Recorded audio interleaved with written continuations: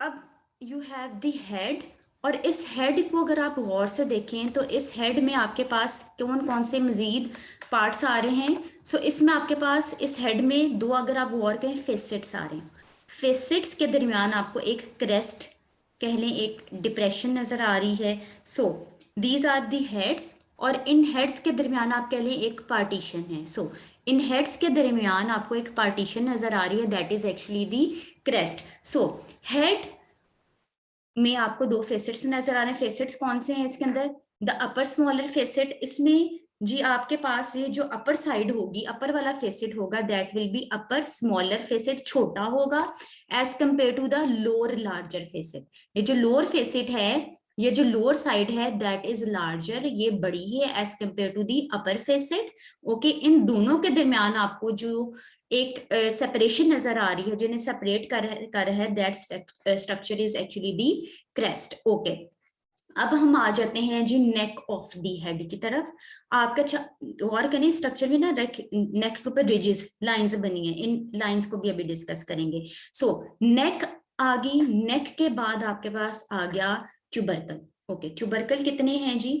गौर करें अगर आप, तो आपके पास दो तरह के ट्यूबरकल्स हैं। ट्यूबरकल्स दो टाइप्स के हैं, which are in the ribs, which are in the typical ribs. First one is non articular part of the rib, then the articular part of the rib. अच्छा, articular part of the rib जो कि articulate करेगा आपकी rib के साथ, that is closer to the head. ठीक है, ये जो आपके पास निचला है ट्यूबरकल का part, that is closer to the head, that is actually the articular part of the tubercle. Sorry, this is articular part of the tubercle that is close to the head. और जो इसके साथ tubercle है, that is the non articular part of the tubercle. So tubercle articular and the non articular tubercle आपके पास आ गए। अब tubercles और हेड के दरमियान आपके पास जो पार्ट आ रहे हैं, that is actually the neck. Okay, अब आ जाते हैं शैफ्ट की तरफ। अब आपका आइडिया क्या होना चाहिए जी, शैफ्ट कहाँ से शुरू हो रही है? डेफिनेटली ट्यूबरकल्स के बाद ही स्टार्ट हो रही है। ओके, सो अब शैफ्ट क्या है जी? शैफ्ट आपके पास आ गई। आपकी जो शैफ्ट है स्टूडेंट्स, अगर आप इसके स्ट्रक्चर के ऊपर गौर करें, दिस इज कन्वेक्स। कन्वेक्स कैसे? That is convex from the outside while concave from the inside. ठीक है, सो आपकी जो शैफ्ट है, that is convex outward and okay, this is outward.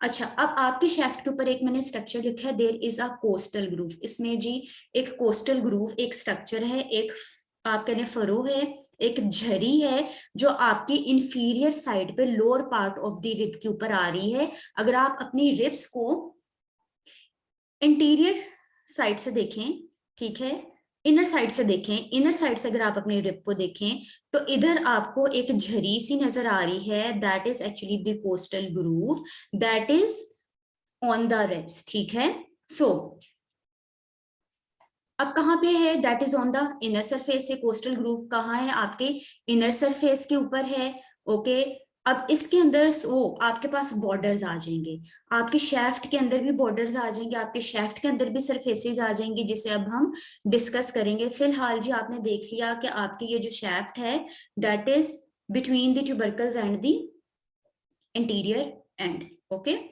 so shaft is convex from the outer side and concave from the inner side. अब next आ जाते हैं जी, आपको कोस्टल ग्रूव मिल गई, that is on the inner surface of the rib.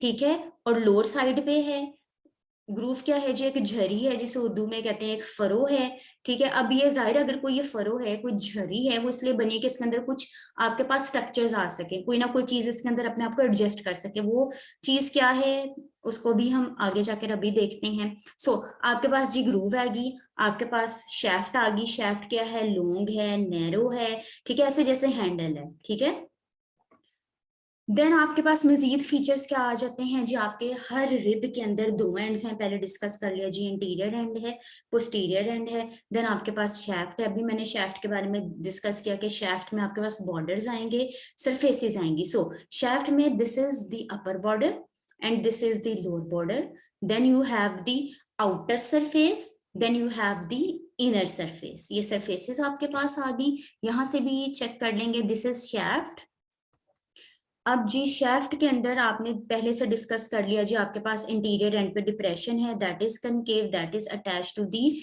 Coastal cartilage. अच्छा, अब ये जो आपके पास डिप्रेशन है दैट इज कनकेव, द आपके पास ये जो इंटीरियर एंड है that is concave, that is oval, ठीक है, almost that is oval, and that is articulating with the costal cartilage. So head के अंदर हमने अभी तक क्या डिस्कस किया जी, दो फेसेट्स हैं, दोनों फेसेट्स कैसे सेपरेट हैं, दो बोथ से are separated by the crest, ठीक है।